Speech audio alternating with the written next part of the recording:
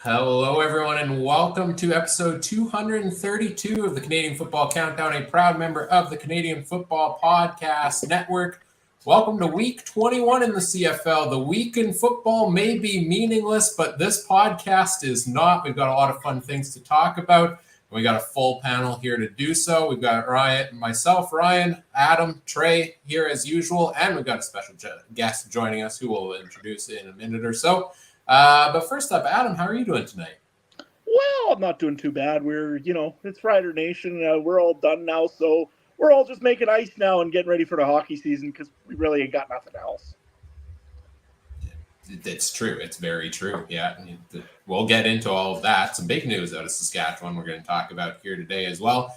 And a man who I think is interested in that news as well. He's got his Riders hat on. Trey, how are you doing tonight? Fantastic, boys. And if Jeremy O'Day is watching, I'm ready to work. I got a clean. I have a driver's license, no DUIs. I've never showed up late for work. I got 3 whiteboards. I got plans already. We're all good, guys, right? I grew up close to Saskatchewan. What? The big thing I got to tell you, though, is you say you have no DUIs. I mean, in Saskatchewan, that's pretty much a prerequisite almost. I can get one. Don't do that. But, I'm just looking forward to that. So, if anyone in the Saskatchewan brass head office is watching tonight, because we know they always do, I am available and a lot cheaper than Henry Burris and all those other guys. I would do it for... See, I would do it for $50K, but you would have to triple that if you want me to actually wear Rough Rider gear on the sideline. I mean, you're wearing it for free right now. Or you can just go the Chris Jones black turtleneck. In my head, I've told myself this isn't a Rough Riders hat, it's Adam's hat. It's different. You know what I mean? Like it's pretend. When this comes out, I am nothing like this in real life, right? This is just an act. This is a show. This is a sham. I'm CGI, guys. Like, when are we gonna let that come out? Like, I'm not even real. I'm some guy in a green suit. You're just the actor that plays Trey Colbeck. Exactly. Oh, yeah. Okay, there we go. Yeah. All right. Well, tonight we're gonna preview week 21 in the CFL. Take a look at some big storylines. We actually do still have some to talk about. We'll talk fantasy players to watch and try to make sense of all that nonsense for this week. And we're not going to make betting picks because there are no betting lines available for any of the games this week. So maybe we'll pick the winners of each of them later on as well. Also take your comments in our live chat thanks to Game Time TV, our presenting sponsor, which you can learn more about at gametimetv.ca. We have one comment here already from Chris who says, here lies the Saskatchewan Rough Rider season, July 2023 to October 2023. Yeah, accurate. Their season is done. A couple other notes before we bring our guest in here. As always, we do want to acknowledge that the Canadian Football Countdown is brought to you from Treaty 1 territory, traditional territory of the Anishinaabe, Cree, Ojibwe, Dakota, and Dene peoples, and the homeland of the Métis Nation, as well as from Treaty 4 territory, traditional territory of the Cree, Saulteaux, Dakota, Lakota, Nakota, and Métis Nation. If you're looking for additional content as well as we wrap up the regular season, get into the playoffs, make sure you check out the CFC Discord community. The link to that is in the episode description. You can chat along with us there, in and out of all the CFL news every week. You even get opportunities to play in CFL fantasy leagues occasionally with us, which is a great opportunity to introduce our guest here this evening. He's a Ticats fan. He's a member of the community. He is the inaugural CFC Discord head-to-head fantasy league champion. The great Rick Boccaccio, also known as FM Fan, is here with us tonight. Rick, how are you doing? Not too bad. Not too shabby. Got an interesting panel to fill some shoes in with tonight. Yes, it's going to be a fun night here as we talk through everything. Before we get into talking about the major storylines, anytime we have a guest, we kind of like to catch up with them a little bit. So we see you wearing your Ticats gear here tonight. You got the big Ticats banner behind you. So I think we can guess who your favorite team is, although, Trey wearing a Riders hat on the panel makes it hard sometimes to guess whose favorite teams are whose. Okay, swapping it out. There we go. How did you first get into the CFL and the Ticats? So I just became a season ticket holder in 2017. But I've been following the teams before that. And then before that, it was the big Hamilton Bulldogs going back to the Montreal affiliate back in the day. it was just pretty much hockey and football. That's all we had here. Then we had the Honey Badgers. They didn't last very long because we're renovating the rink downtown. So, but yeah, so then I'm just like, you know what? I was a TFC or Forge FC season ticket holder for a little bit. I'm like, you know what? Everything's all about football in this town. Let's just go throw money down and become a Cat season ticket holder, and the rest is history. Especially when you only live 15 minutes away from the stadium. That is very nice. That is a very nice commute there as well. There is somebody in the chat is asking if we can get the Oski Wee Wee chant. Oh God. I don't know about that one. Probably in the third quarter this weekend, maybe at least. Oh, I mean, probably. Quite possible. What else do you have to do during a meaningless football game, right? So, we mentioned that you are the Fantasy League champion. An incredible run for you, first place in the regular season. I believe you knocked off all 4 members of the podcast as well. I think you may have gone undefeated against us, so credit to you on that. And obviously win the championship there as well. We're going to get into fantasy later on in the show, and we're going to get your takes for this week then. But is there any major overall strategy you feel led you to the victory this year? So if the one thing that I will say without giving players away, I kind of go back and forth between 1 week my captain's the running back, another week it's the quarterback. It all depends on who's playing who that week. But you guys don't just click random buttons like I do? No, so I've only had one. The first week of the season was the only week that I had Tim White as my captain. Other than that, I've never had a wide receiver as a captain. Especially when you have Oliveira, who gets you 2 rushing touchdowns and very little yards. I feel like I went with quarterback as my captain most times as well, just for the guaranteed volume, right? Like, it kind of sucks if you get a wide receiver who gets 2 targets and then that's your captain. I don't know. Did you guys differ on that as well, Adam and Trey? Yeah, no, I know I picked a few times wide receiver, but not very often. It was mostly, I thought for a while there it was very smart to pick the quarterback, but I mean, I was losing so bad most times, it didn't really matter. Right? I don't think I did anyone ever than a quarterback or running back. I was tempted to do defense 1 week, but then I said screw it. They don't let you though. Oh, they don't? Then No. Come on. Probably for good reason. They're trying to help you. If the point scoring was the same like it is in the NFL, where they count a lot more things, I got 20 points with the defense before, so 40 points wouldn't be bad. But CFL. And Ryan, you just picked whichever player was going to get negatives that time, right? Yes, that was my exact strategy, which is why I didn't make the playoffs in our Discord league. But it's good enough to win the Podcast Network Fantasy League, so I'll take it. Final question before we get into the storylines as well. I mean, we talked about being a Ticats fan so far. They did squeeze in third place into the East Division playoffs there. I know it's been a bit of an up and down season. We've gotten some of your thoughts in the Discord community, but share with everyone, what do you think of the Ticats season and where we're at here for them? Well, realistically, if you want me to be honest, Ticats season actually started the week before Labor Day when Tommy Condell kind of got kicked to the curb, and we have Milanovic. If Mitchell was healthy, like, I don't understand why we're paying him $100,000 or $550,000 to sit on the bench. I mean, we had a rookie lead us to playoffs, so to be honest, which when we get to the awards later, you'd be surprised of who I have. One of 2 players for my outstanding rookie, and it may be who you think it is. It may not. Ooh, a little teaser. We'll get into that here as well. Well, let's get into those major storylines. I think it's a good time to do that. Adam, we're going to go to you first for our first storyline here, because I think you probably have the most to say on this. The Saskatchewan Roughriders have officially announced that head coach Craig Dickinson's contract will not be renewed after the season. And but GM Jeremy O'Day is getting a 3-year contract extension, I believe. What do you think? Well, you know what? I had to think about it before I actually spoke because I know Mike was trying the old interview right away and try to hit me hard and make me say something silly, which probably I did anyways at first because honestly, I wanted O'Day, I wanted Dickinson, and I wanted Reynolds gone. There was no emotion in this team. Even the game against Toronto, I mean, you could just feel that it wasn't that nothing was really going to work well. The defensive secondary has been just gosh awful this year. And yet, you know what?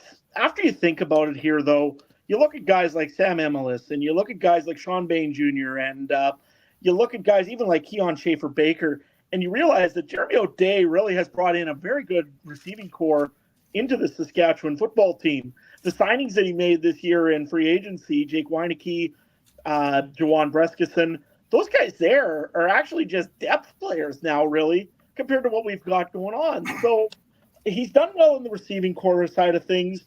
For a while there, he was doing very well in the defensive secondary.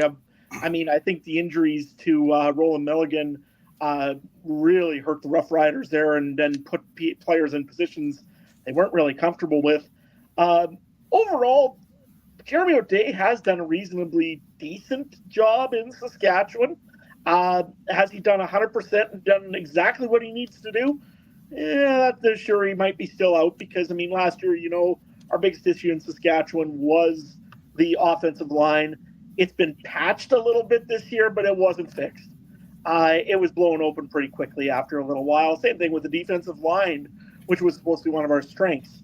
So I'm not surprised one bit whatsoever that Dickinson's gone. You got to change something. He tried his best. He's had some good seasons in Saskatchewan. It had to move on from what the changes needed to be done. But as for Jeremy O'Day, okay, fair enough. I get it. And it's very tough to get rid of a general manager after 1 year. But I'll tell you right now, if this doesn't work, if Jeremy O'Day gets the coaches that he wants out there and the coaches that he figures will work well with his team, and it doesn't work, both Jeremy O'Day and Craig Reynolds will be down the road, and I would think sooner than later if the situation doesn't work right. Trey, as you're interviewing for the job, what's your opinions on Dickinson's departure? It's great that you ask him for his interviewing on the job while he's sitting, leaning back, eating a snack. Well, I mean, I was ready for a show when Adam starts talking about the Riders, man, you know. Hey, why do you think I'm wearing all black tonight? I'm just saying.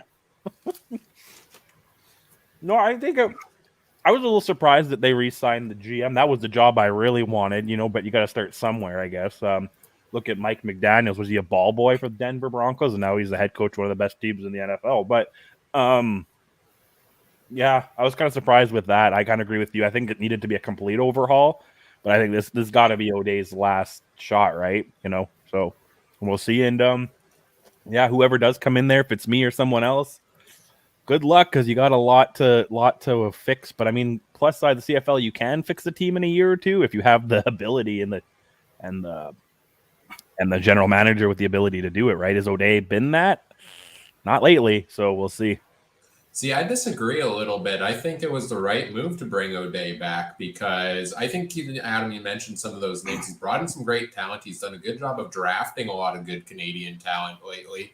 It's unfortunate most of the big pieces they brought in this offseason ended up with injuries that cost them most of the year. But I think he did get a lot of good pieces in place. And also, I think Craig Dickinson just failed to put the chemistry together to make it work on the field. And yeah, part of that is on the general manager for voicing confidence in Dickinson for another season when maybe they shouldn't have. But he was also kind of tied up by the coach's cap. So I think it's right to give him another chance with another coach. He's going to bring in a coach. He's going to bring in I think he's mentioned already the coach is going to get his chance to pick his own coaching staff, which was a big thing you wanted, Adam. So I think this is the right move that the Riders are making here. Rick, what do you think on the whole situation? So Adam, I do have a quick question for you since you're a Riders fan. Was Weineke really injured or did they just keep him as a healthy scratch? Because if that's the case, for the amount of money that they're paying Jake Whittaker, I wouldn't even brought Jay O'Day back because it just proves him that he doesn't know how to spend money and sign someone that that was a healthy scratch for the last 9-10 weeks.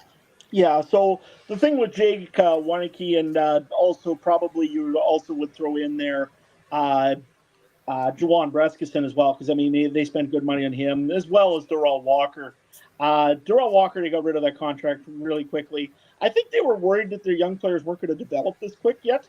Like Sean Bain Jr. came out of nowhere this year. Almost the same thing with Sam Emlis. I mean, both of those guys there really weren't going to be kind of thought of to be stepped in immediately to a role in Saskatchewan and into a real starting role like they have been. Even to a certain extent, Kevin Jones made a guy like Jake Weineke expendable. So that being said, I don't expect to see Jake Weineke back here next year. I'm sure they're going to release him for this contract. Same thing also, even probably Juwan Breskison. It sucks because, I mean, he moved back to Saskatchewan. He's got his wife is a teacher. It sucks. But to me, like I said, it's part of the business. I mean, Saskatchewan had the cap room. If you weren't sure on your receivers, it's always good to have a little bit extra depth. Those guys helped a little bit this year, but they weren't big pieces of what was going on. And when you look now at Saskatchewan, your top receivers, again, 2 Canadians that are very good. You are going to have Keon Schaefer-Baker, who didn't have a good training camp and only started halfway through the season, which is critical in the CFL to have a good training camp. So you get Keon Schaefer-Baker back. Hopefully, Braden Lenius can stay healthy next year.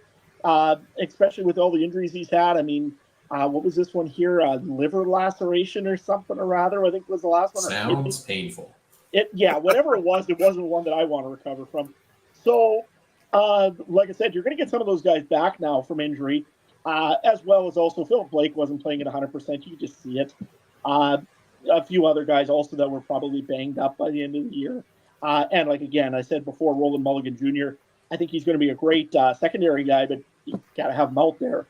So, like I said before, the Riders have some pieces in there. I don't criticize O'Day for signing a guy like Jake Weineke, especially when you had Trevor Harris there, because there was such chemistry. So, I don't know. I get what you mean. I mean, it's expensive what they gave him, but you got to remember also that in this case, he's sitting on the bench and he's there as your backup for a little bit, and I don't expect to see him back next year. Quickly around the table here, should we go? Because I know they've talked a little bit about potential candidates. Henry Burris potentially being in the mix, Kerry Joseph potentially being in the mix. I know there's conflicting reports on who is and who isn't. And what name? Who's the guy you would like to have there the most? Adam, you're the Riders fan, so let's start with you. Well, I threw it out in X there the other day, and I went with 3 names. First one was actually not anybody that's been listed yet. Mark Mueller. I really like what he does in Calgary. He's been all over the place in different positions.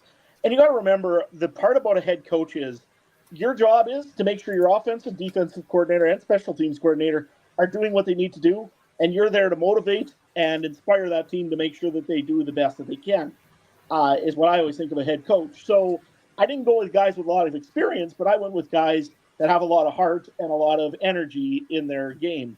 One that you should be familiar with, Rick. I mean, I said Henry Burris would make a great head coach in the CFL. I still believe that, and I really would love to see Smiling Hank in Saskatchewan. Also, I would love to see what happens when the Riders get a 2-0 if we start a Henry chant. That would be pretty funny.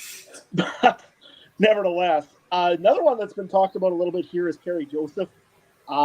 He has been working in the NFL as an assistant. I can't remember who it's for, if it was Tennessee, I think I read. So he'd be an interesting one to be bringing in. Or was it Seattle? I can't remember. I'm sorry. But the guy's played both sides of the ball when he played in the CFL. He would make a great guy to see what he could do over as a head coach as well. Now, I just wanted also to bring it up here, though. When you hear guys saying, this is the leading candidate, and this is the guy that's going to get hired, and this guy is going to be working out, the Riders have this guy in the front right now. They don't have anybody in front right now before they start interviewing. All the Riders are doing right now is literally talking to people, if it's Henry Burris, if it's Kerry Joseph, or if they're going to get permission to talk to Buck Pierce, whoever else they're maybe thinking about talking. All they're trying to do right now is give guys an opportunity to say, hey, we'd like to interview you for the job, get your stuff ready, and let's go and interview you when we're ready. They're not picking somebody tomorrow. So whichever media is going on that, Henry Burr said it the best. Shove it and move on from there. I wonder who you're talking about. I'm talking to a few media corps in Saskatchewan in this case. That's fair. Look, here's what's going to happen. They're going to interview 10 different guys. None of them are going to want the job, and then they're going to reluctantly promote Kelly Jeffrey once again now to the head coach position. That's what's going to happen there. That's my take on it. I would pay to see that, to be honest. So before I give my two answers, I'm just curious, is this kind of like an NHL thing where, like, if teams are understaffed by other teams, you can go and name them as your head coach, or no? So if guys are under contract with another team, they have to have permission from that team before they can allow to be interviewed. If they're running out of a contract and they're out of the playoffs, you can interview them. But if their contract's running out, so for example, if the Riders wanted to interview Buck Pierce for the job for the OC or for the head coach, they can't right now that I know of. There used to be a rule in the CFL that you used to be able to go, and if you're promoting the guy, you can interview him. But now you got to get permission from the other team before, and especially if they're still in a playoff run. Okay, so my two choices are, one is from the Ticats, and it's our senior assistant coach, Scott Milanovic. Love it. Then the other one, which I know Argo fans are going to hate me for saying this, but I believe he deserves a head coaching job elsewhere, and that is Mr. Corey Mace. Ooh. Good pick. I like those choices. I was thinking of a different Toronto Argonaut guy that you were going to maybe bring up, but Corey Mace would be okay. I'll tell you right now, though, any guy that's a defensive side of the football, I think I'll have a little more trouble getting the job in Saskatchewan this time. Just by the way the team is. But Corey Mace would make a good head coach. You're right. Yeah, great choices. Trey, make your sales pitch here. Well, guys, it's simple. 5 Super Bowls in the last 6 seasons on my Madden franchise, okay? Simple. And 2 of those were with Chris Streveler as my quarterback, so keep that in mind. So that's all I need. And I've watched Remember the Titans like 1,000 times. I mean, like I know every play. It's flea flickers and bust. I know how to do the dance. And you know who I just came up who would actually be good maybe a good coach? I got to get Coach Phil on my coaching staff, right? Because he does social media too. It's a 2-for-1 deal, and he can do reaction videos, and it's perfect, right? So listen here, Saskatchewan.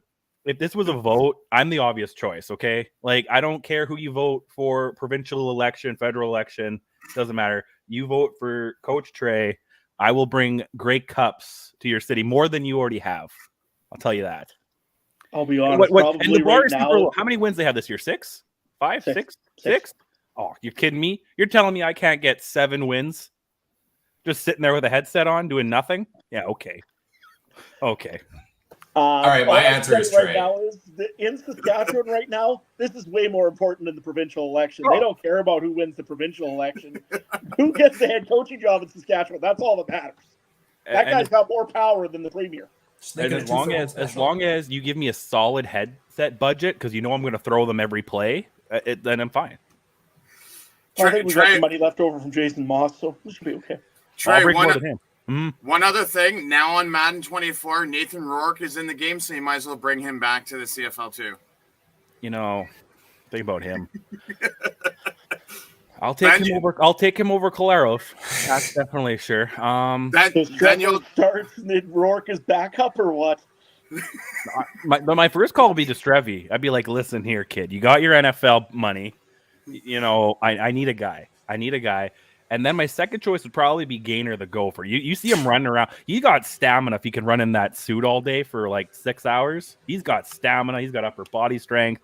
And he gets his little golf cart. It's perfect. And then I might call Rourke. And then after that, I'll send 5 first-round draft picks for Drew Brown. That's my plan. Sound more like a general manager than the coach. Oh, I guess I forgot the coach. See, I'm just too used to being the Bill Belichick. I have to do it all. You know what I mean? I got to do it all and set, but. Yeah, there you go. Well, my vote is for Trey. But if that's not a valid selection, I like the Scott Milanovic pick. But I also do want Henry Burns to come in and take a team and go and say he's turning around another franchise. I think that would be fun as well. I honestly am all here for just the Henry chance after the 2-0.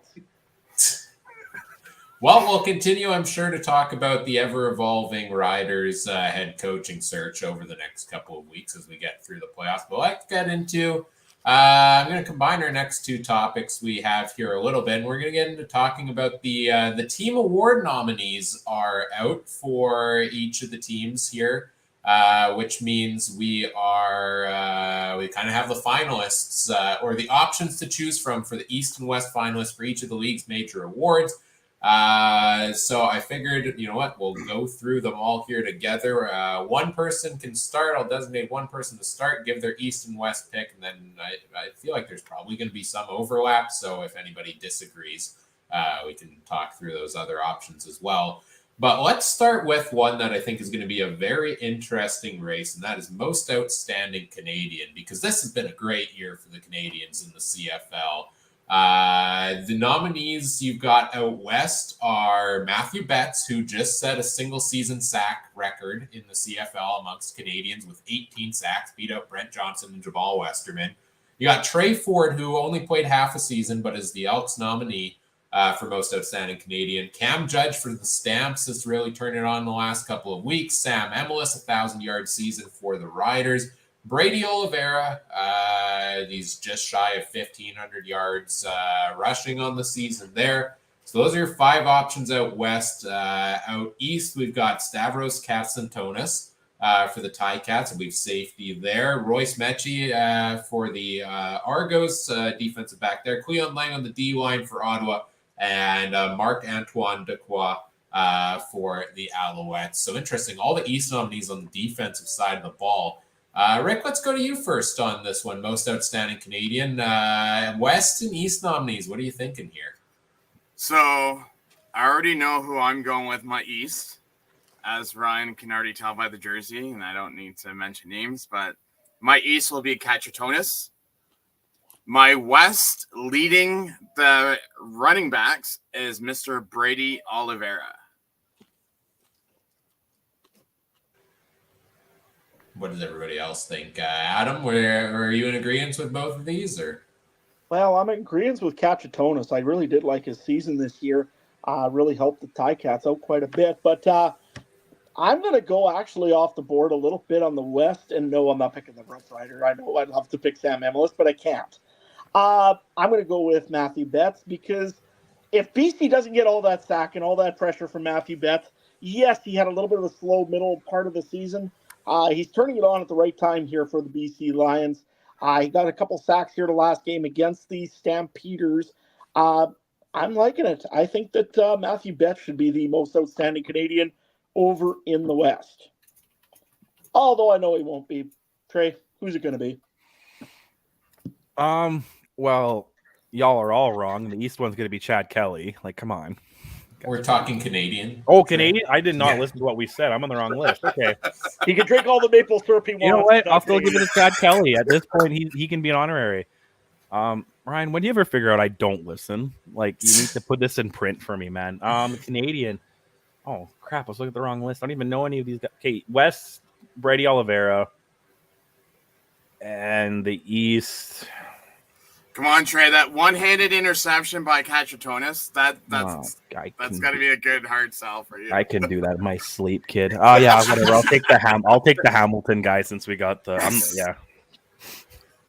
It's really tough out west. I got to go with Oliveira myself. I mean, he's got putting up one of the best running back performances of a Canadian of all time. Although Betts has made it interesting, I feel like he went real quiet for a good chunk of the season, where Oliveira's had one bad game, maybe two on the year. I got to give it to Brady for that one. And in the East, I can disagree with you all just for fun. I'm going to go with Marc-Antoine Dequoy. I feel like at defense back, I feel like anytime I watch an Alouettes game, he's making some big play back there. So I think it's a good choice there at defensive back. Trey, which list would you like to go to next so we're all on the same page? What position you want to talk about? Let's go O-line. We'll go O-line, the big boys. The West, I gosh. Or do you want to go through the names first, guys? I Yeah, guess I'll go through the yeah. names here for you. Out west, BC's Darrell Broxton, Edmonton's Martez Ivey, Calgary, Sean McEwen, Saskatchewan, Logan Furlan, Winnipeg, Jamarcus Hardrick. The Stanley Bryant will not win the award this year after I feel like he's been a winner for many years in a row. Out east, it's Brandon Revenberg for the Ticats, Dijon Allen for the Argos, Jacob Ruby for the Red Blacks, and Pierre-Olivier Ouestage, I probably mispronounced the name, for the Alouettes. So back to you, Trey. What are your East and West choices? I'll take Toronto's in the East, Dijon Allen. Just that O-line in general has, obviously given holes for Olette and provided time for Kelly. The West, I have a tough one. I'm not, you would think I'm going to go with the Homer pick because, but I have not been impressed with the O-line in Winnipeg. And I think that maybe speaks volumes to why Stanley Bryant isn't getting it for once. So I don't know, but they all kind of suck, don't they? Because I can't give it to Saskatchewan's, can I, Adam? Calgary's, I can't really give it. Edmonton, because they make Trey Ford have to run for the first down all the time. Is that a valid argument? I don't know. I guess I'll go with BC's. Darrell Broxton. Adam, what do you think? I'm going to go with Jamarcus Hardrick and the Winnipeg Blue Bombers because, they've been pushing holes open for Brady Oliveira all season long. Oliveira does find a lot of holes too, but Jamarcus Hardrick has been playing really good for the Winnipeg Blue Bombers on an offensive line that's getting a little older. So I thought he had actually a pretty good season.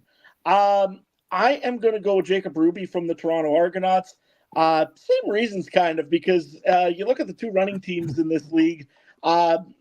Jacob Ruby is on the Ottawa Red Blacks, just to clarify. Are you talking about Dijon Allen from the Argos? Dijon Allen, my bad. Okay. Yeah, my apologies.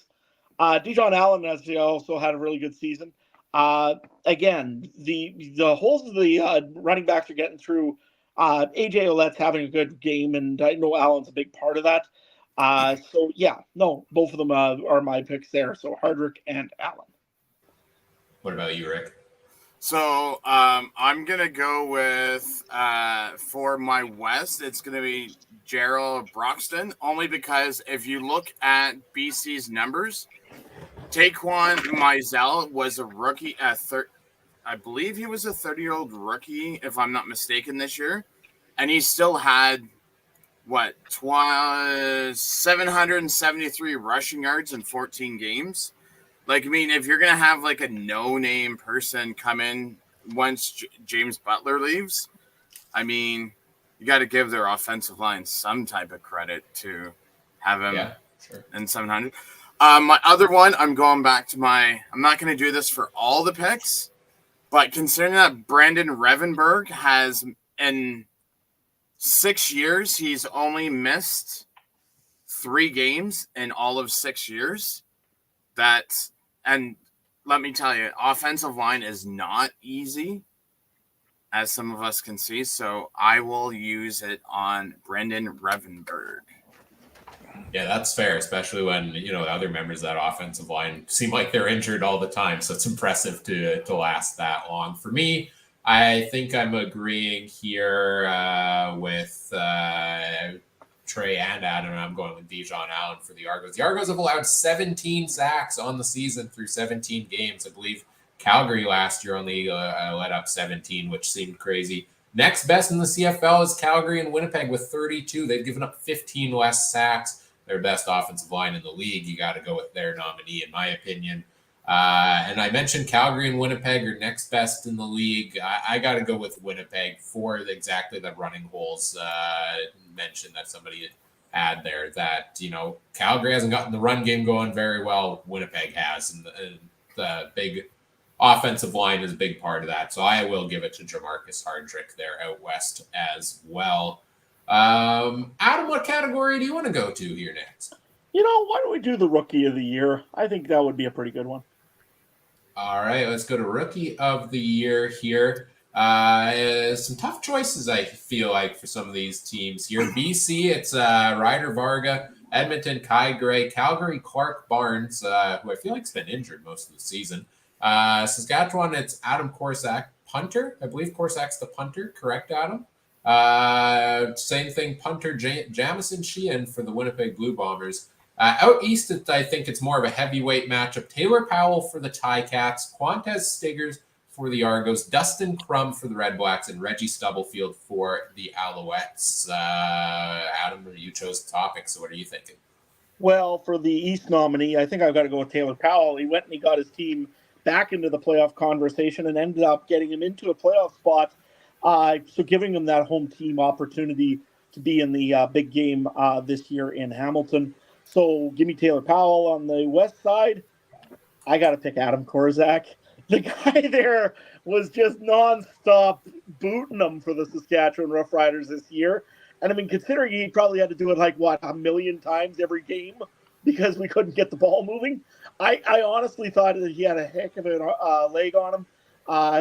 He's an international, I guess, which, again, you need that one global player, I suppose. And he's a big piece of why the Roughriders, well, at least had some good yardage to start plays when he was booting them all the other opposition teams deep. Now, if they can stop him the next year, that might help a little bit. But, yeah, I'm going to go with Adam Korsak and Taylor Powell. Just to answer a question in the chat here, Austin Mack is not eligible for Rookie of the Year. I think it's based on the time he played in the NFL or bounced around NFL rosters. So he is not eligible. Otherwise, he'd win it by a landslide there. Rick, what about you for Rookie of the Year? Which ones are you thinking? Okay, so I'm going to go with Adam as much as I don't like to pick Saskatchewan players. I'm going to pick Korsak for this one because, I mean, like you said, he was running around with his head cut off like a chicken, especially when they did lots of 2-and-outs, and it's like 1-2 plays, and then Kozak's back on there.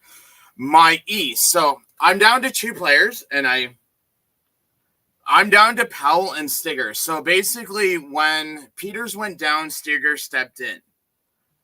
And with how well Toronto's defense has done this year, is as much as I hate to say this, Ticat fans, I'm going with Quantez Stiggers for outstanding rookie on Toronto's defense. I'm going with the same as Rick on both of those there as well.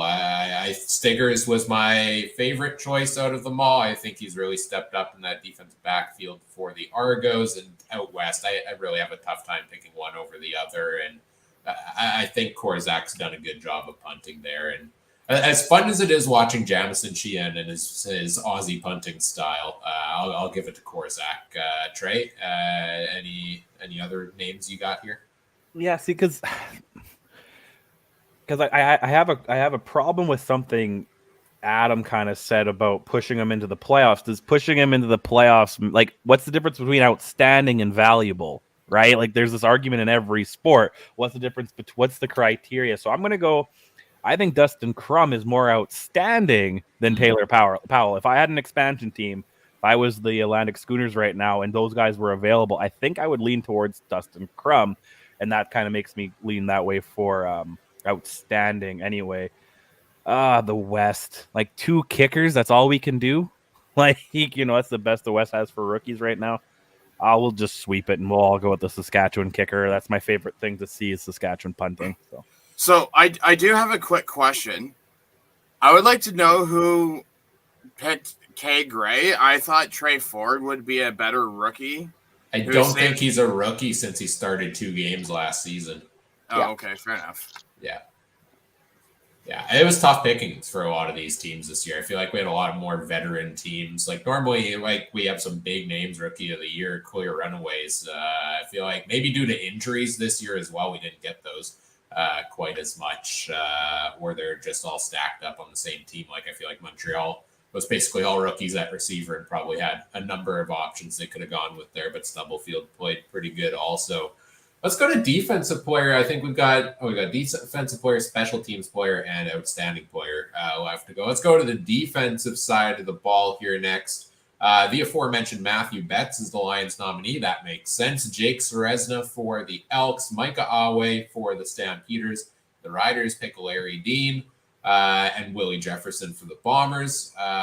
Over in the East, Simone Lawrence, the Ticats nominee. Adarius Pickett for the Argos. Bryce Carter for the Red Blacks, and Tyrese Beverett for the Alouettes. I'll go first this time around. I gotta give it out west to Matthew Betts. I mean, all of these guys have appeared or not throughout the season. If you set a Canadian record, I feel like you deserve the award. Like, he was a force to be reckoned with on that defensive line. I'm going with Betts there. Out east, the first name that jumps out the most to me here is probably Tyrese Beverett, because that Montreal defense, again, not playing at Toronto, BC, or Winnipeg, it's just been dominant almost all season long, and I think he's been a huge piece of that there, and stepped up big time there for Montreal. So those are the two guys I'm going with. Trey, let's go back to you. Well, in the West, I'll go with Matthew Betts. Like, you pretty much mirroring everything you said. The East, I'll go with Toronto's Adarius Pickett, second in tackles. Where am I? Yeah, second in defensive tackles this year.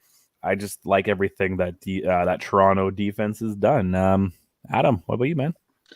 Well, I think this should be a team award in the East. I mean, if it wasn't Adarius Pickett, I mean, whoever picked Pickett over Wynton McManus, I mean, either one of them was a great pick. I mean, Adarius Pickett is a good one as well. And to me, he's the East nominee. I'm going to go off the board a little bit on the West also and go with Jake Seresna.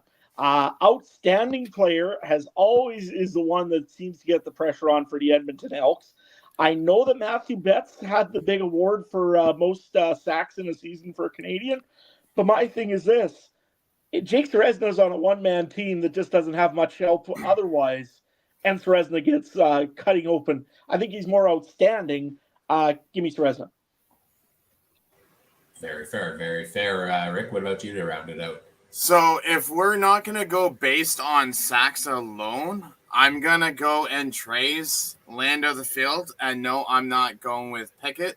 I'm going to go with the banjo playing man himself, Willie Jefferson.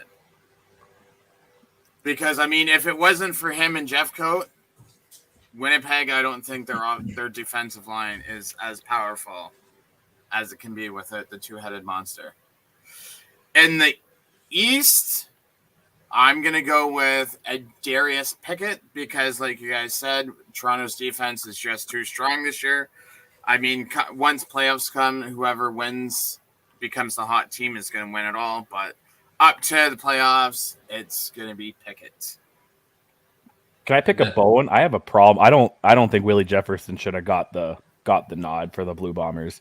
I just feel like this defensive line has been so underwhelming this year. And yeah, he's kind of up there in sacks, but I mean, I don't know. I would have went with Houston over him with the picks. I think the picks were more valuable this year if we're looking at it that way, but that's all. Yeah, I would. I was thinking that as well with an outside nominee, and maybe he's not a rookie. I thought he was a rookie, but Evan Holm for the Bombers in the defensive backfield, I feel like has been involved in almost every play. Maybe that means teams are targeting him, but I feel like he stepped up big time in a lot of situations there. Or I'll say Big Hill too while we're at it. He doesn't have the stats, but we all saw that hit, right? And he just always has his motor running. And I think that hit alone on that second and goal just deserves everything. That was a thing of beauty. I'm going to go with Ryan, though. I think if it was going to be anybody in Winnipeg's side, I would have went with Demario Houston. I mean, the guy was picking off balls and just a ball hawking all times. Who votes for this? Again, who does this? The reporters, I think. Reporters? Yeah. Ballsy must have voted for probably Willie Jefferson because he didn't know another name. Anyways, moving on to the next category. Most outstanding special teams player. Give some love to the special team guys here. Sean White, kicker for the Lions, is the BC nominee. Scott Hutter for the Elks. Rene Paredes for Calgary. Another nominee for Adam Korzak for the Riders. Sergio Castillo gets the nominee for Winnipeg. You have to think Janarian Grant would have gotten it if he played the full season, but Castillo's been pretty good there too. Tyreek McAllister for the Ticats, Javon Leake for the Argos, Brandon Dandridge for the Red Blacks, and Joseph Zima for the Alouettes. Who have we gone to first here in a little while? Rick, let's go to you. Okay, so before I give out my picks, Adam, I'm going to say move over Mario because there's a new man in town, and his name is called Javon Leake. So I noticed that Mario was not listed on the special teams, but Javon Leake is going to be my East player for special teams, and my West is going to go for Renee for the kicker for Calgary, because if it wasn't for him, Calgary would not have won as many games as they did. That's very fair. That is a fair argument on that one as well. I'll go next this time around. I am also going Javon Leake. I think it's an absolute lock. I think he is the best kick returner in the CFL. And it's just exciting to see every single time. It probably really doesn't matter who the West nominee is, but I got to give it to Sean White simply because he has made 94% of his field goals this season. He's made 50 of 53 of them. Next best in the league is Paradis at 87%, so he's quite a bit above the field there. But I do like that argument on Paradis, just willing them into the playoffs when the offense is stalled there for Calgary. Trey, what about you? Yeah, for the East, I'll go with Javon Leake. I think it's a slam dunk. I'd be surprised if it's anyone else. For the West, you know what's the most outstanding thing is that Maraca music every time Sergio Castillo makes a field goal. So I'm going to go with Castillo because I actually, you know what, and this be biased, I thought he was going to go 0 for 40 this year, and I thought Leggio was the guy. And I think we'll just go with him because, let's be real, the Bombers will probably rope in a few I was going to swear. Oh, my gosh, I'm so tired. A few, we'll rope in most of the votes because of just, stuff. So, but I do like, man, it's tough to pick because making field goals is so tough because you have more field goal opportunities because your team sucks, right? So it's kind of hard to go off of who makes the most or does the most because you don't want to be doing that, right? But I could see anyone in the West really making it. Adam? In the East, I mean, it's pretty straightforward. It's Javon Leake for the Argos. But I do want to give a hat tip over to Tyreek McAllister. He's had a good season, and, every time he gets the football, you're always looking at him thinking he's going to bust this one. And that's pretty much what you always got to expect out of your returners. Mario Alford, you were mentioning earlier, Rick, he didn't have that kind of season this year except against Calgary once. Otherwise, really, he's been a pretty quiet guy this year. That being said, no, it's still going to be Javon Leake for me, without question. That guy there, anytime he touches the football, magic happens. So I'm going to go with him. And over in the West, I'm going to go with Rene Paredes as well, because he is the guy that's making sure that I'm going to go and take Trey and put him back into fourth place in our private fantasy league this year. And it's going to be single-handedly because of Rene Paredes. I'm going to smash you. Can't argue against that. That's what they all say, Trey. That's what they all say. All right, final category, most outstanding player. This is the big one. For the Lions, it's Vernon Adams Jr. For the Elks, it's Trey Ford gets the nominee here again. Reggie Begelton for the Stampeders. Larry Dean for the Riders. Brady Oliveira gets the nominee for Winnipeg. Tim White for the Ticats. Chad Kelly for the Argos. Devontae Williams for Ottawa. And Austin Mack for Montreal. All very deserving of the nominations. Trey, let's go to you here first. Talk up your boy. Well, we'll start with the West first. We'll go with this. I guess you got to give it to Brady Oliveira. He did pretty, he chewed up a lot of yards, and it was that sneaky yards again where he gets them late in the game when you might not necessarily fully expect it. But yeah, for the most outstanding player and my number one quarterback in the league, the guy who got me this baby, we're gonna go with Chad Kelly. I think it's all said and done. Just give him the cup now, and then we can just call this season a wrap. Get to the off-season Madden content. Oh, right? Man, you got me so hyped for that. Don't even Stay tuned for more info on that as we get closer to the off-season. It should be some fun there. Rick, what about you for most outstanding player? So are we going one East, one West still? Yeah.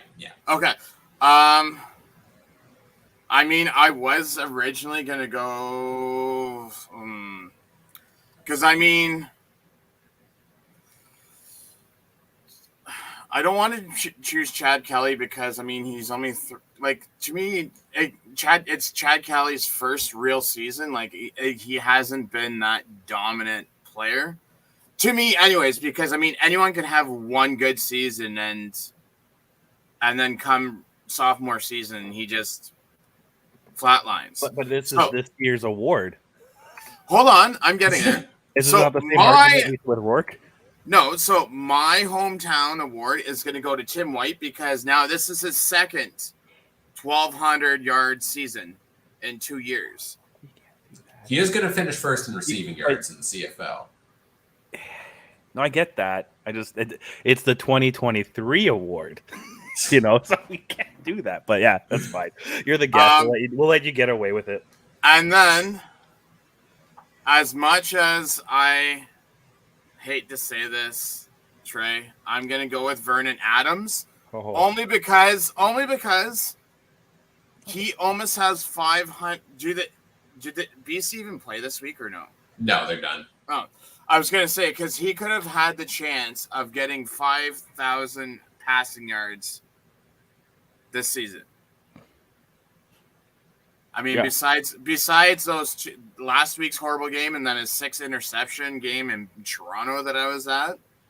I mean, I don't know, quarterback wise, I can just see it's probably him or Kelly that will end up winning it. I don't think it'll be Oliveira. Adam, what do you think? I really, really, really, really, really don't like picking this West nominee because it's Brady Oliveira I got to pick. I mean, most outstanding guy on his team for sure. I'm so glad that they didn't bring in Zach Collaros and put him in here for the third year in a row. Celebrated so much when I saw Oliveira get that nominee. Exactly. And not only that, Collaros didn't even get nominated for one award. That just filled my heart with a special sort of pride.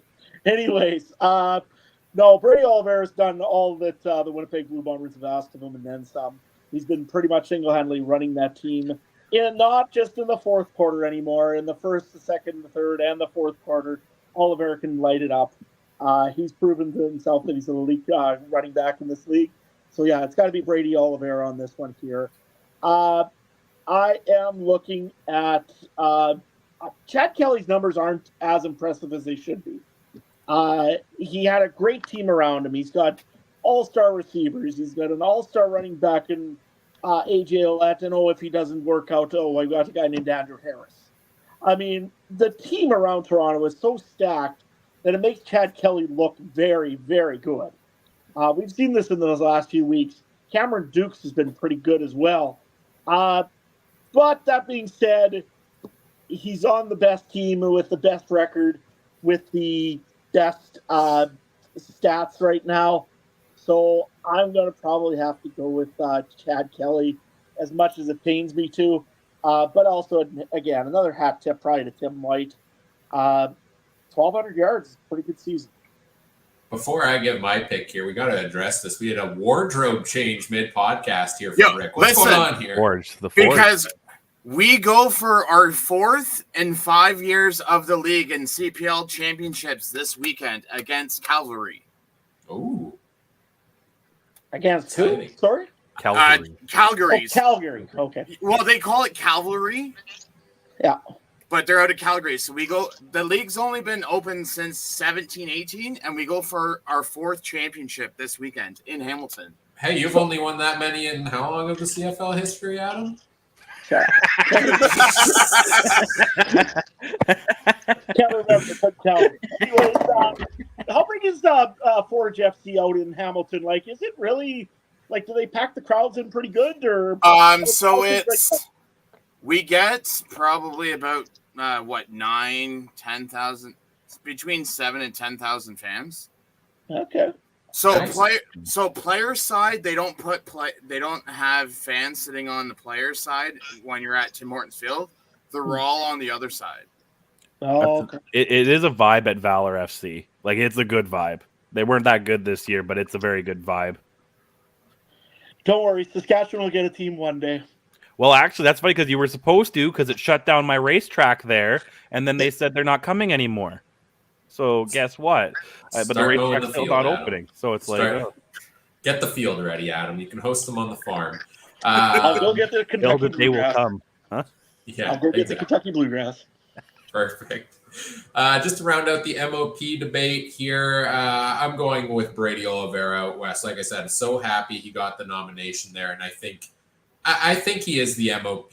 Like again, we had Vernon Adams Jr. has had some up and down games. He has thrown some picks. He has gotten sacked a number of times. He's looked real good. But to me, a 5,000-yard passing season isn't as historic as what Oliveira has done as a running back this season. So I got to give him the nod out west. Sorry, and out east, I'm going with Chad Kelly, and I'm actually surprised to hear it's not consensus across the board on that. Like you talk about his underwhelming numbers, he's finished third in passing yards. He's 100 yards behind Collaros, and he hasn't had to play a meaningful football game or played a full football game in the last 5-6 weeks. Like the only reason we're not talking about him hitting 5,000 yards on the season and being the top quarterback in the CFL stats wise is because he played so good early in the season that he did not need to play for the entire last third of the season. So I would love to see Oliveira win the award, but I think it's Chad Kelly's award to lose this season. And incredible performance, and it being his first year as starter, I think that makes it even more impressive that he basically walked in and was able to do that. So those are our award nominees. We'll see when they announce it in the coming weeks what the official East and West nominees are, and then we can make our picks on those at that point as well. Next topic here. Let's skip over. So the Grey Cup simulation odds did come out this week. I think we'll talk about them maybe next week once we get into the playoffs, because I don't imagine they're going to change too much from today to next week there, just for the sake of time at this point. Quick topic before we get to fantasy and such here yet as well. If we're previewing week 21 in the CFL, which is what it is here today, this week, how do you approach the final game for each of the teams? Because the playoff scenarios this week is everything is meaningless. Like nothing matters. Everything's locked in as it is. You got Winnipeg and Toronto. I guess I'll run through the 3 games this week. It's Winnipeg at Calgary, Hamilton at Montreal, and Toronto at Ottawa. So Winnipeg and Toronto both have first round byes. Hamilton and Montreal play each other this week, and then again in round 1 of the playoffs next week. Calgary barely made the playoffs, so it's a question of rest versus do you start your guys to get momentum there. And then Ottawa's playing for next year. So maybe we can go around the table here and everyone can pick kind of one of these categories and say how you're gonna focus the game here. Adam, what are you thinking? Which one do you want to cover? Well, I'm going to cover the Hamilton and Montreal one just so I can be mean to Rick and let him not cover his own team. Nevertheless, if I was those teams, I would probably play your starters for a half, but play very conservative. I mean, you're just doing basic runs, basic passes, nothing too spectacular, nothing fancy, because you're playing the next week against those guys, and then it's for all the marbles. That being said, though, what makes this game actually a little bit interesting is going to be the gamesmanship. Somebody's going to want to win this game. Both teams are going to want to win this game to have the momentum going into that next week game in the semifinal, but they don't want to show their hand, I don't think. So it's going to be very interesting to see the strategy in this one here. How long does Fajardo play for?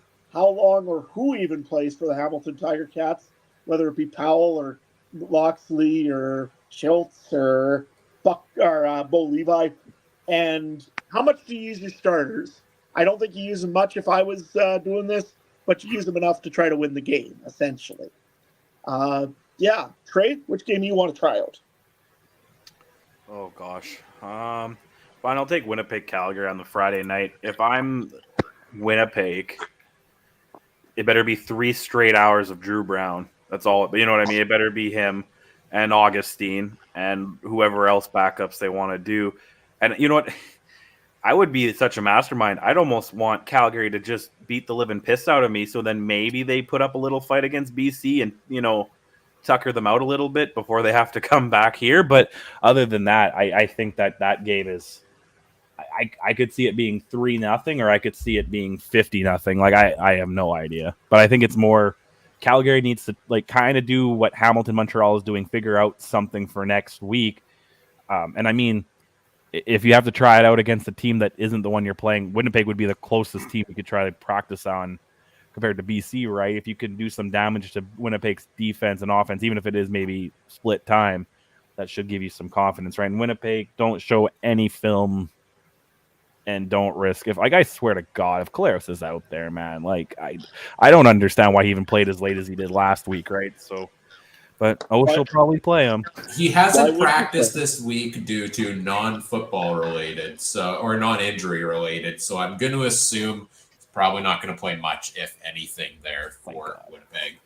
What about the other game this week? Toronto and Ottawa play each other. What do you think for those two teams? How do you manage that if you're them, Rick? So AJ Ouellette, from with what I can see so far, is not playing this week. So it's going to be down to Andrew Harris, and I'm going to try to get this name correct because I got it last night. Daniel Adenoboye. He's going to be I want to say the leading rusher this week. So the interesting thing between this, as I was just looking on CFL.ca, so Dustin Crum has 56 sacks against. Cody Fajardo has 51. So who's going to finish the league with the most sacks? And is Cody Fajardo going to be like able to play next week? And Dustin Crum, the cookie crumb is in the past. Ever since he had his little 2-3 week of hype, he hasn't been nothing since. And I don't see this game even being nearly close. As Trey, if you remember, I can't remember which game it was. You guys, was it BC that you guys put the 50 banger on? I don't know, probably. It was Saskatchewan and BC. Oh, it was Saskatchewan. And it was like almost any team during a home game. So okay, so this will be Toronto's 50 banger this week, I presume. You think Toronto, maybe predominantly playing backups, is going to put 50 up on Ottawa, who is playing for next year? I mean, do you really think Crum's going to do much at all? Yeah, against the backup defense that doesn't try. Honestly, I could see Crum being pulled and almost putting in maybe he gets his swan song this week. I think this would be one of those ones. I think this is going to be one of those ones where Ottawa, I don't know if they'll win, but it'll be close enough, and then people will have their doubts about Toronto, and then Toronto will come and spank Hamilton or Montreal 50 points in the East Finals. That's the other thing to keep in mind in that game, too, is Toronto is not playing Chad Kelly at all. Chad Kelly had a little bit of a stinger, I think, in Saskatchewan there last week. And there is reports out there now saying that, I've read where it says that Chad Kelly won't take a snap this week.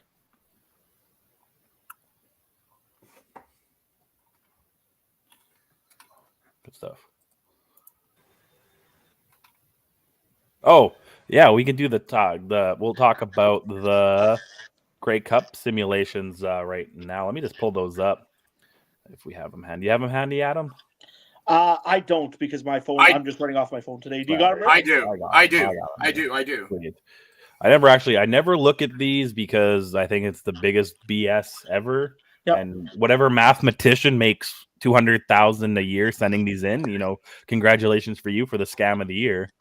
But hey, Rick, you said you got them up front there. You want to read through them? Okay, so odds of making the playoffs, we don't need to really go through that. Odds of hosting the playoffs, we don't need to do that. So they have Toronto Argonauts winning the East, Winnipeg winning the West. So Winnipeg has an 85.39% projection to appear in the Grey Cup. Toronto has 71.96, which is odd because you have to have an East and a West. And then Montreal is 24.51. Calgary, how does Calgary have a bigger percentage than BC? I have no idea. What? They have Calgary listed as 10.52% and BC Lions 4.09%. And then they have Hamilton dead last at 3.53%. Well, I mean, the BC one I can get in a way, like the Calgary BC one, because Vernon Adams Jr. is hurt. His knee is not right, and if he's got to play next week, he's got to bye. So he's going to be resting and icing that knee as best he can. But I can see Calgary honestly winning that game next week, and we'll get into that probably a little bit more for the playoff review next week. I like the Montreal odds, honestly. That's a pretty cool dark horse odd for 25 or 24, you said, percent, Rick? 24.51 to be exact. 24.51. Just to get the Riders' complete domination of feeling terrible complete. Boy, it would be funny to watch Montreal make the Grey Cup. Jason Moss, Cody Fajardo. Sorry, I mean, the Rider fans would pretty much collectively lose their mind at that point. Trey, what do you think of those odds? That's funny you talk about Montreal because I actually am sitting on a Montreal to win the Grey Cup bet on my betting app. So it's not, so I did think that they were the dark horse, and I not that surprised that they're, up there. I'm a little shocked about BC. I mean, I get what you're saying with the injury. I just have no faith in Jake Mayer, right? You know what I mean? Like but if it's Dane Evans versus Jake Mayer in the West Semi, that oh god, that's Saturday night now too. That's prime time. That's going to be an awful game, right? But yeah, but I'm a little surprised too. I guess maybe it's the injury. Maybe it's they have no faith in Calgary. I thought Toronto would have a higher chance than Winnipeg, but the West, maybe these numbers have some past season biases in them too, right? With how things have went. So interesting. Rick, give us why Hamilton's going to win on a 3% chance with Bo Levi.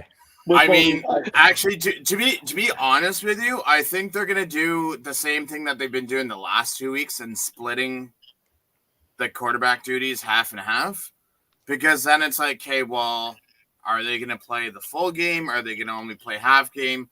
You prep for a full game of Mitchell, but then they throw Schultz in there, and then it's like they throw them off guard. So, like I always tell people, it's the hottest team in the playoffs that make it the farthest. I mean, besides Toronto beating Montreal last year, Hamilton was there 21. Hamilton was there 19. So, we got to make it 23 when we host it. Just hopefully this time we don't throw an interception in overtime to freaking cost us the game.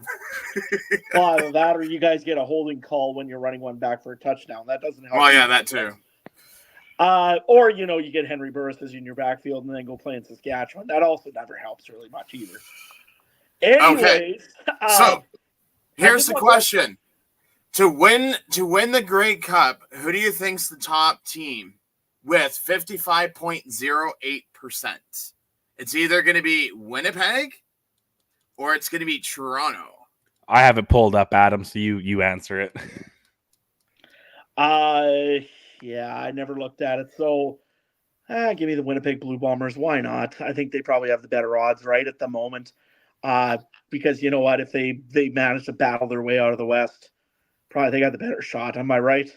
You are correct, Adam. They have Toronto at 27.94%. Montreal at 9.51%. Calgary at 5.44%. BC Lions at 1.14%. And Hamilton at 0.89%. And Montreal? Montreal was the 9.51%. Oh, okay. Sorry. Yeah. That would be something if Fajardo could hoist it there, huh, Adam? No comment. Anyways. We'll answer Richard's question in the chat real quick. No betting lines this week, man. They don't have them up anywhere because who knows who's playing and what. So I can see a betting book not wanting to take the hit on that. Well, but here's my thing, Trey. In week 20 of the NFL, and there's a lot of games that mean nothing. Do they give betting lines? Yeah. Oh, yeah. So then why can't we do this in the CFL?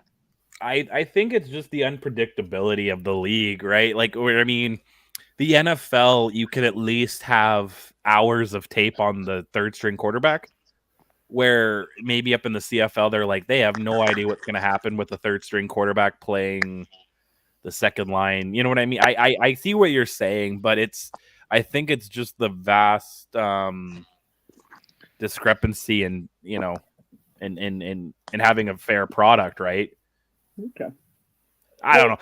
And it's legitimacy too, right? I'm like, just be, sometimes when we were looking at the XFL lines for fun, you know what I mean? Some of those games were -20, and and it's like, because they know nothing about the players, right? And it's just, I think, to avoid that, it's better to just kind of, and I'm sure they'll be up because the first game's not till Friday, right? They'll probably be up tomorrow or when depth charts come out, right? Like, I think the lines will be there. But Okay. Well, why don't we run through our pick'ems then, I guess, really quick here, and for the games this week, and just see what we got, at least who's going to win what. Why not? I guess we'll start with you, Rick. We'll start with, what's the first game of the week here? Winnipeg and Calgary, I believe. Yeah. Yes. So let's go with you, Rick. Who you got, Winnipeg or Calgary, straight up? Winnipeg. Okay. Trey? Game 2. Oh.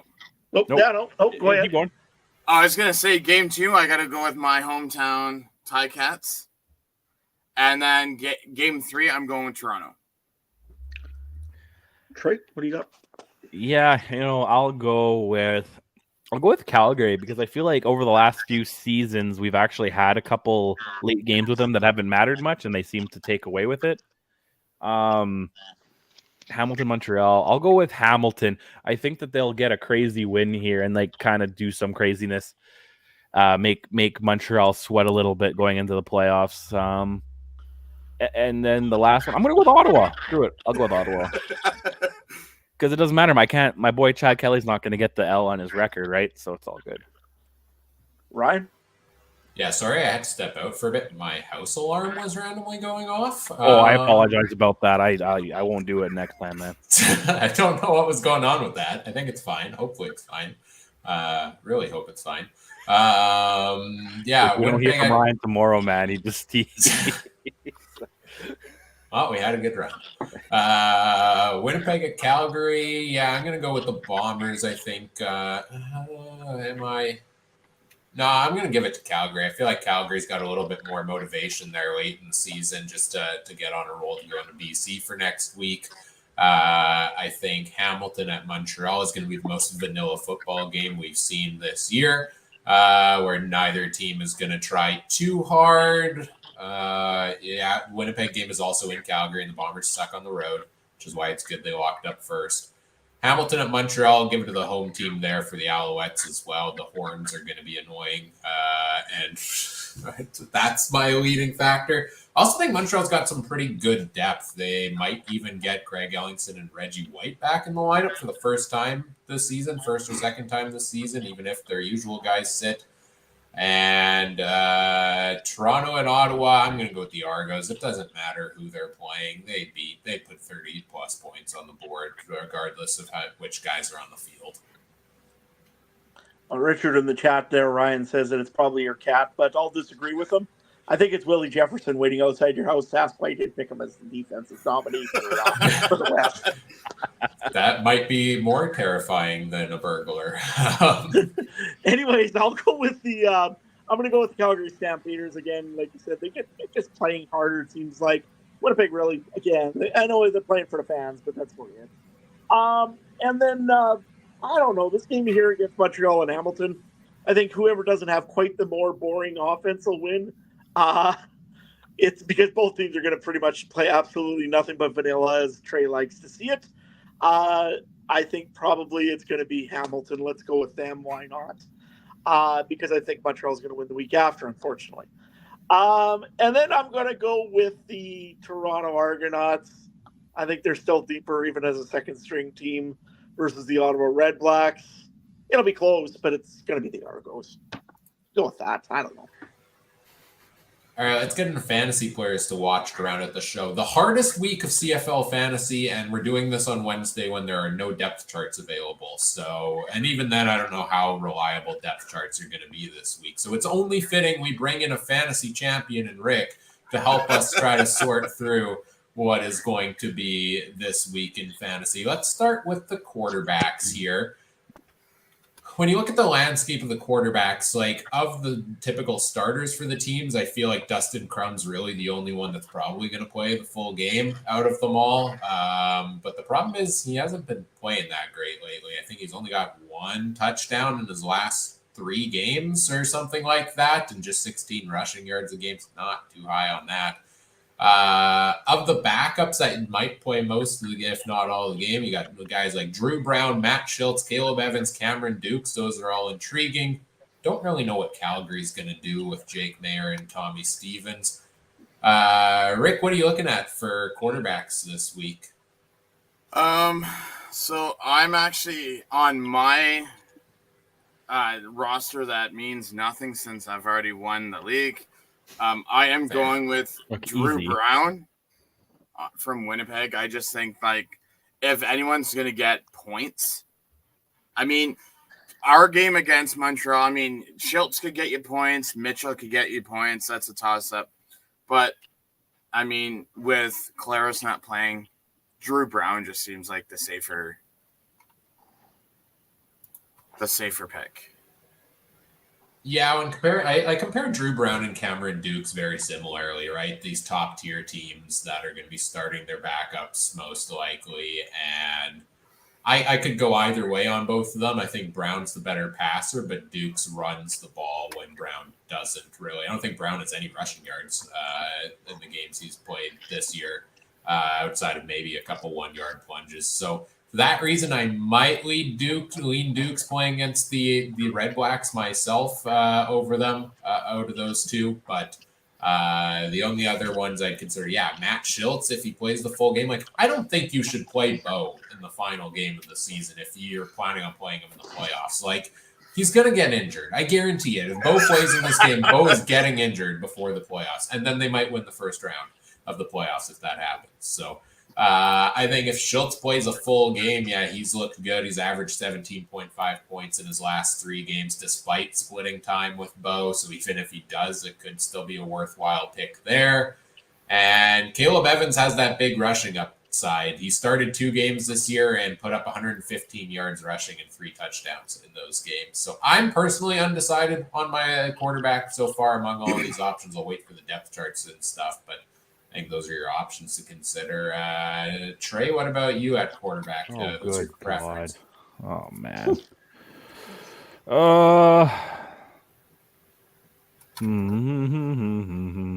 I don't know, man. Do I really have to pick up? I like the Drew Brown pick that we had there earlier, or maybe Prukop. Watch him get a couple rushing ones and see some wild madness. I'll go Prukop. There we go. He's locked in. Captain. Adam? I'm not going to go that crazy, but I was actually thinking about touchdown Tommy for a little while there, but I was like, I can't. I just can't. So I'm going to probably go with Caleb Evans because I don't think they're going to play for Zordo very much this week as well, because he can sometimes get injured as well, just like Bo Levi Mitchell. But so, give me Caleb Evans or as an alternate pick, probably Drew Brown, maybe. Just go all in on your guy, Jake Dolegala. You can technically pick him. He's not playing this week, but... Well, he might give me some points if he jumps on the field and starts streaking in Winnipeg. That would be weird for him to do that when the game is in Calgary. But... Well, I mean, it would work, I guess, but... weird choices. I bet you can run into a touchdown in Winnipeg. There's no defense to worry about. Perfect. It's perfect. All right, let's talk running backs here. The biggest lock for me is Devontae Williams for the Red Blacks because, again, this is a team that's playing for next year. They don't have incentive to rest guys. I think they try to put the best momentum forward going into next year. And I think Williams, he was their MOP nominee, so he is a huge part of that. One of the things you have to look at in this final week as well is who is close to hitting a milestone, because I think those are the guys that are going to be favorited by their teams a little bit. He's 48 yards shy of 1,000 rushing yards on the season, so I think he at least gets that. Obviously, you want more points than that from him, but he's been the running back 3 or higher in 4 of his last 6 games. Other than that, we're getting probably, at least in my opinion, into the cheaper guys, the $2,500 players, the backups. Guys like, again, comparing Winnipeg and Toronto, do you go Johnny Augustine? Do you go Daniel Adamaboye? I think either of them are getting a fair deal here. Both of them look good. Augustine has averaged 6 yards per carry this season and 5.8 over the course of his career. Adamaboye is averaging 8.5 yards per carry this season, including a 59-yarder last week. So both of these guys are guys like Oliveira needs 2 yards to hit 1,500 rushing on the season and 18 yards to hit 500 receiving. They're getting him that on the first 2 drives and sitting him the rest of the night, and then Augustine's playing from there, in my opinion. Adamaboye could split some time, maybe with McMahon, maybe if they want to get Andrew Harris a game in there, but I think he was drafted as the eventual replacement for Andrew Harris, and this is the opportunity to get him as many reps as you can heading into being a backup for next year. So those are kind of the main guys I'm watching. I got a couple other names I'll throw out here if nobody else mentions them. But Fantasy Champ Rick, let's go back to you next. What are you looking at running back?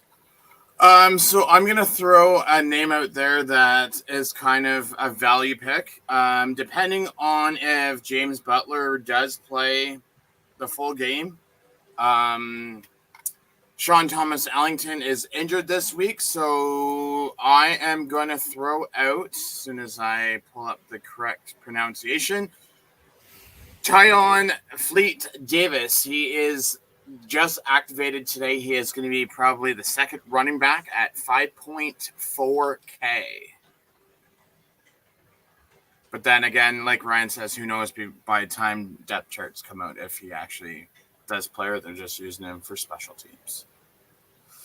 Yeah, that is always the mystery there for sure. Sean Thomas Ellington, I was going to walk him in, and then saw he was on the injury report, so I was like, well, I don't know what's happening there. We'll wait and see that as well. Adam, what do you have at running back? Well, I've got Deontay Williams without a question. I mean, that's pretty much a lock. The only other one that I was thinking of, though, was just Juan Antwi. I think he's going to get some big yards this week because you're not going to want to play Williams stand back in a game that, well, you don't want to show anything off. So give me Antwi as well. Trey?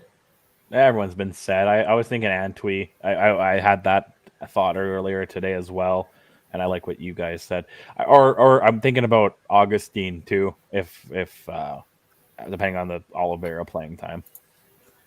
Yeah, Antwi was one I had my eye on as well, or Walter Fletcher, either of them, whoever gets the start. Like I don't think Stanback should play this week. I think you rest him, get him ready for the playoffs there. I think Fletcher, if he does play, 10 plus fantasy points in 4 of his last 6. He's also got 20 catches on 20 targets in his last 4 games, so he's getting a lot of passing work there.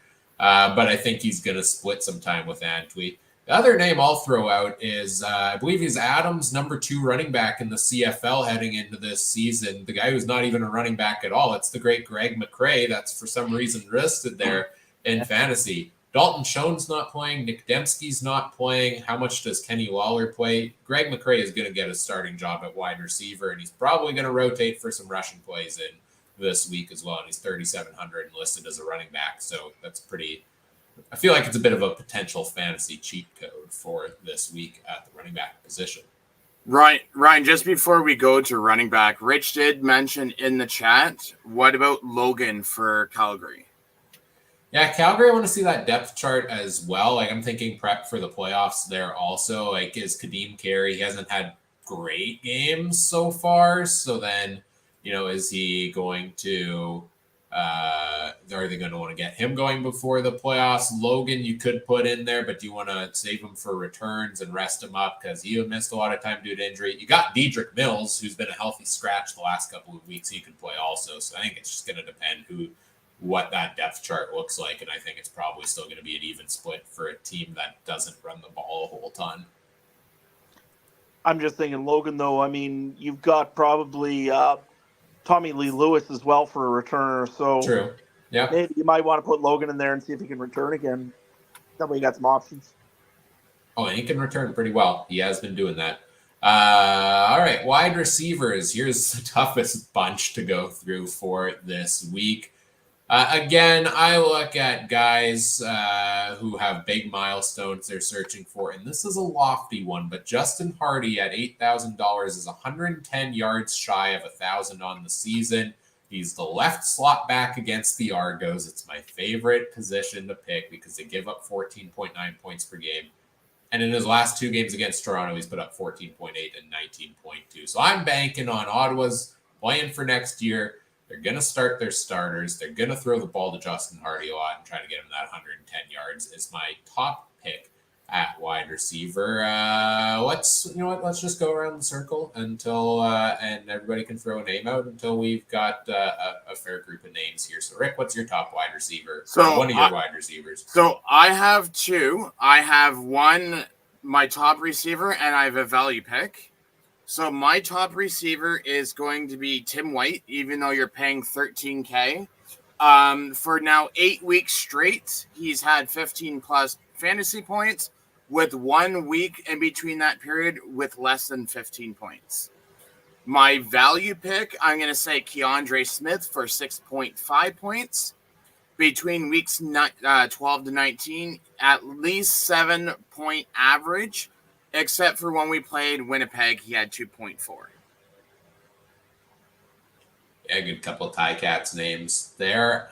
I don't know how much Tim White's going to play. I'm interested to see that. I'm scared to pick any of the top names on the teams. I mean, spoiler alert for some of the other names on my list, because I just don't know how much they're going to play, right? So this is a week where I'm personally looking at some of those number 3 guys, because I could see the top 2 playing half a game, sitting part of the game. But we got to wait for the depth charts there. Trey, what do you have as a wide receiver option? I think this is the worst one. It's all time play. I like your thoughts on Hardy. I was also thinking I have Phil Pott. He's been good lately, but again, he's probably been one of their better receivers. So do you play him too much on Saturday? So we'll see. Yeah, that's the thing with I was leaning Phil Pott also. The thing with Montreal, I feel like they dress a lot of receivers per game normally, which means they probably have a lot more backups that can rotate in. Versus you go to a team like Toronto, they've got one backup receiver dressed per game normally because they dress 4 running backs. So you kind of know the guys who start are going to play most of the game. There is my only concern in that category. Adam, what's the name you got? I've got Omar Bayless right now for the Hamilton Tiger Cats. I think that he's going to be out there no matter what, just because I think that they don't have as much depth over in Hamilton. The other name that I could think of also that I would like is David Unger, the third right now. You got to keep Canadian out there sometime, and it seems like Toronto seems to be playing him a little bit more lately, and especially if they're going on light for roster this week. David Unger might get some time this week. It's almost like you looked at my notes sheet that I share with you guys, because those were 2 of the other names on my list. Omar Bayless, I think if White doesn't play a ton, if Godwin doesn't play a ton, I think he could have the week. He could be this year's Terry Godwin, who broke out down the stretch in meaningless football games last season for Hamilton. He's looked good when given the ball. Also, David Unger, fresh off a nice new 2-year contract extension, perhaps maybe a little extra motivation there to prove they made the right choice. He's averaged 6 targets and 10 fantasy points, I think, in his last 2 games, unless my stats have been updated there. That might have been before I did update them, but still pretty solid.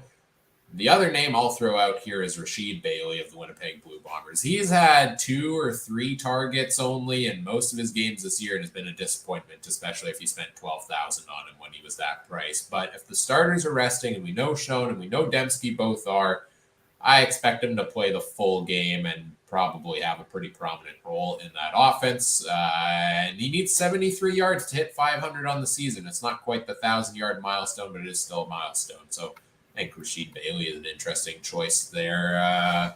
I got one more name as well that I was thinking of. Would be Richardson Danny of the Toronto Argonauts. I had to say that right, because he was released by the Ticats.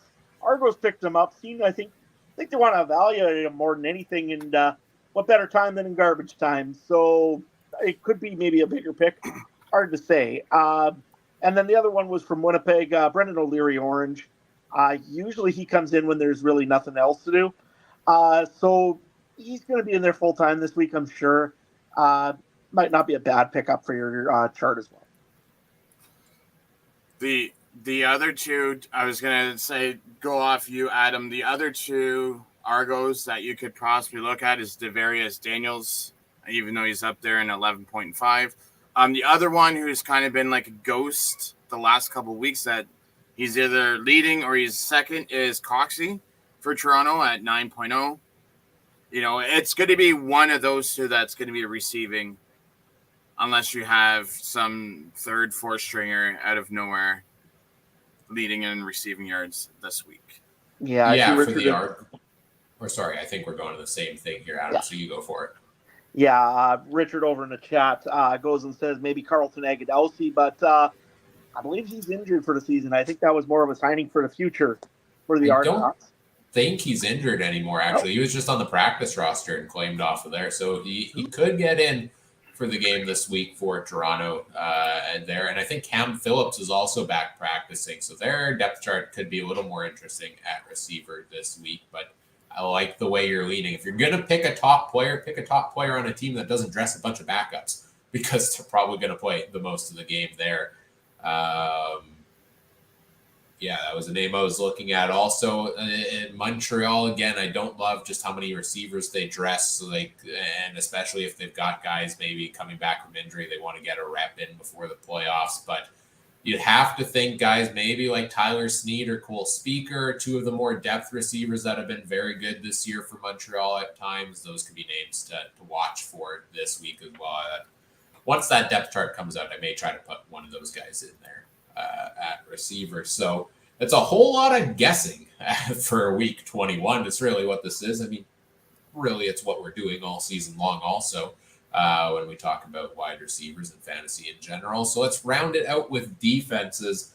Rick, what's your top defense of the week? I'm going to take a stab at this, and I took Ryan's philosophy, and I went with the cheapest defense of the week so that I could pay upwards. So I went with Calgary at 6.0. It's a valid philosophy. Defenses normally don't deliver their value a whole ton. Adam, what about you? I think that was my theory at one time as well, was cheapest defense available.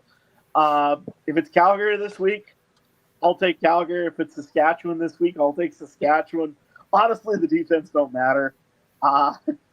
Don't want to say that really, but you know what? It doesn't.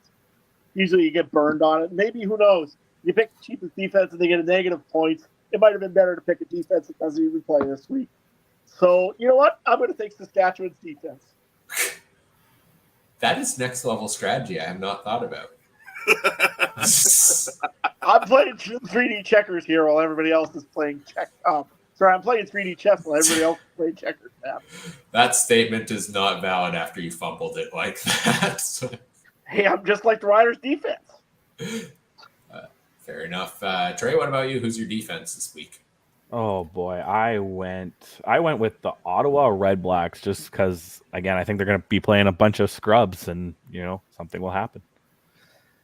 I'm taking the Argos defense. This is a week where you have so much money. You should probably have so much money left over because it's so many backups. Like when we're talking about pick the cheapest defense, if you're like me, I had like $30,000 left to pick a defense when I did my first run of the lineup. So I'm going to take the one that's finished as a top 3 or 4 defense in most weeks recently, which is the Argos. And again, Ottawa doesn't put touchdowns on the board, and Dustin Crum gets sacked an awful lot for a guy who can run pretty quick. So that is the defense I will probably be rolling with if it works out with my lineup, which currently it does because I have $15,000 left over there. Well, that's it for our fantasy picks here this week. Good luck in the final week of fantasy, everybody. Hopefully it puts you a strong finish to the year. Of course, we're going to do our fantasy picks going to the playoffs as well. It's also the final week of the CFC Draft League for fantasy, and some big stakes for the final week of the season here because Mike and I, after both putting up awful weeks where I had 36 points and he had 51, are separated by 0.3 points going into the final week here. And I made 7 roster moves off the waiver wire and dumped half my roster because they're on a bye. So we'll see if that works out. I know Mike made some moves there as well. Adam, you made some moves because you're trying to catch Trey. You're about 70 points behind him after catching up big time last week. Do you think you're going to be able to catch him? I'm just not sure. I'm just trying to figure out how much I'm going to beat him by already. I'm not worried about catching him. Okay. Yeah, exactly. I'm going to lose out so bad. It's not even going to be funny. But you know what? At least I can have fun while saying it. But, yeah, there's no way I'm going to catch Trey unless I have like a 140-point week. And that ain't happening because I don't have Jake Dolegala. So.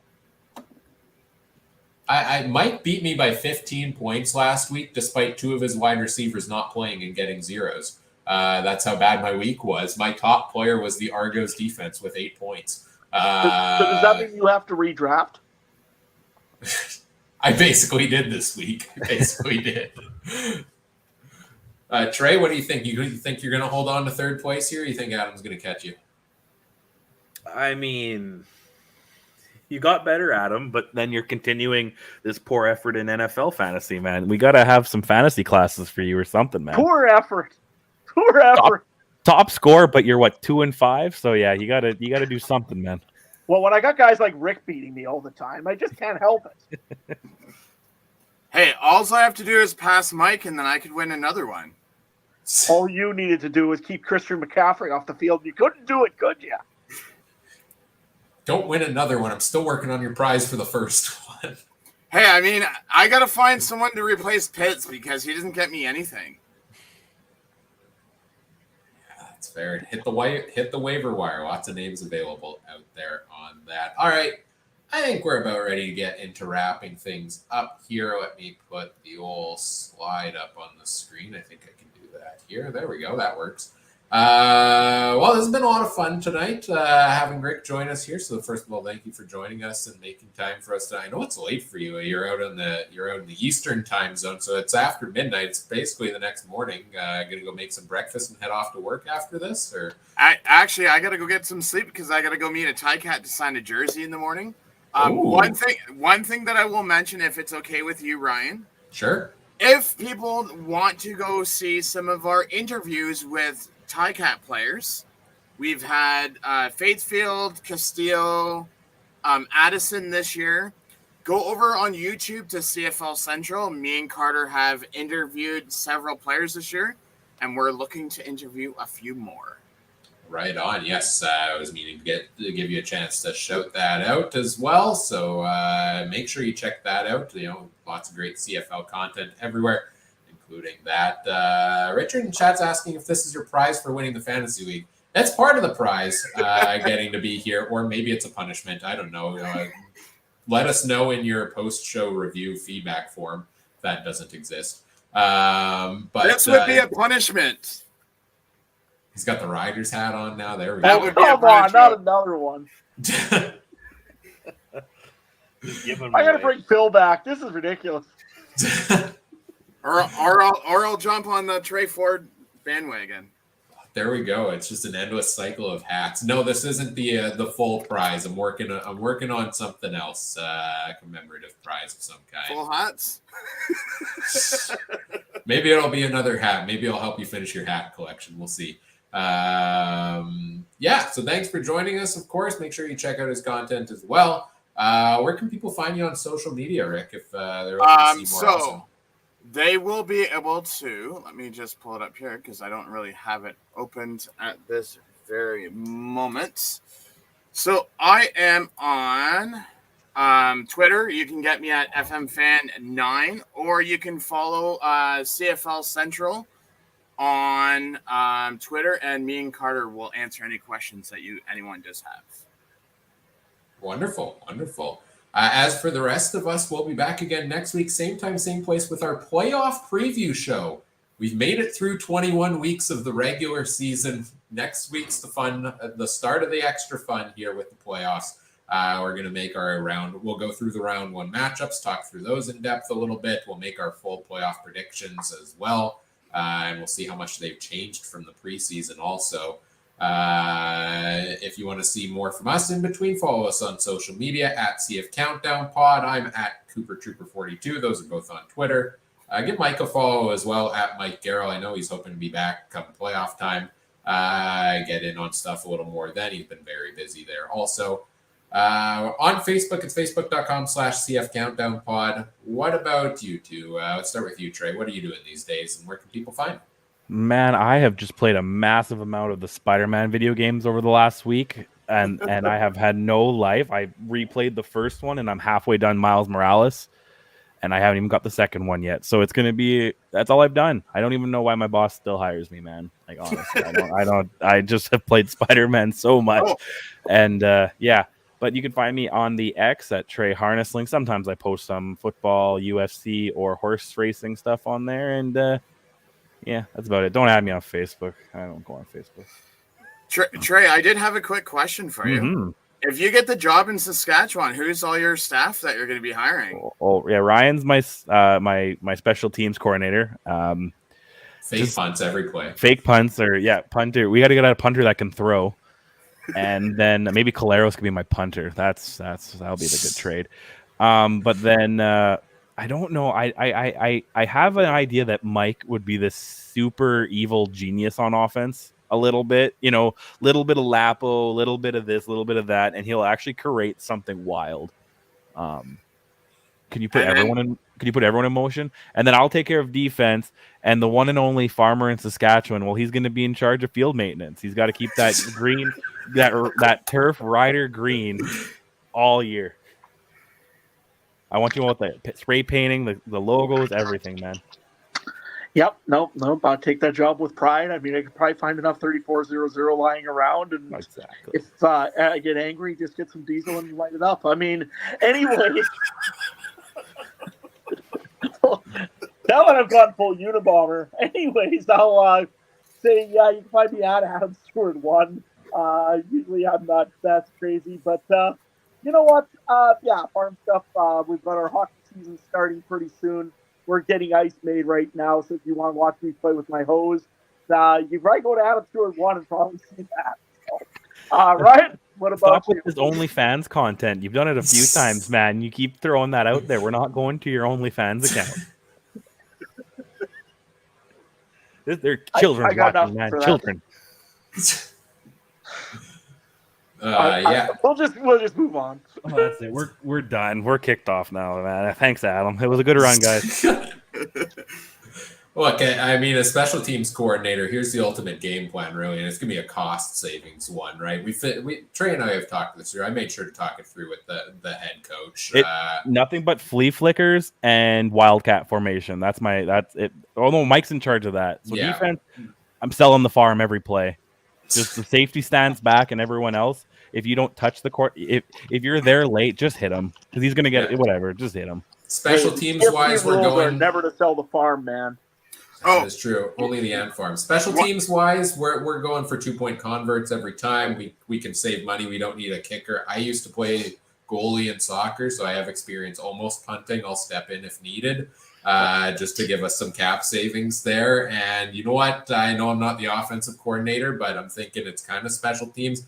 We go for the Jesh Run Ant. We onside punt every second and long, so we never need a punter even because we're not going to make it that far. It's either first down or fumble every second down, baby. So you're taking over for special teams, or is Derek Taylor taking over for special teams? I'm special teams. He can have another job.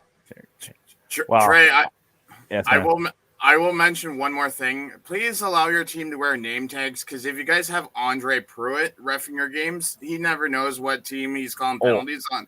So you guys got to wear name tags. I will make a special request of the CFL that Andre Pro, my favorite CFL ref and the best of all time, has all our games.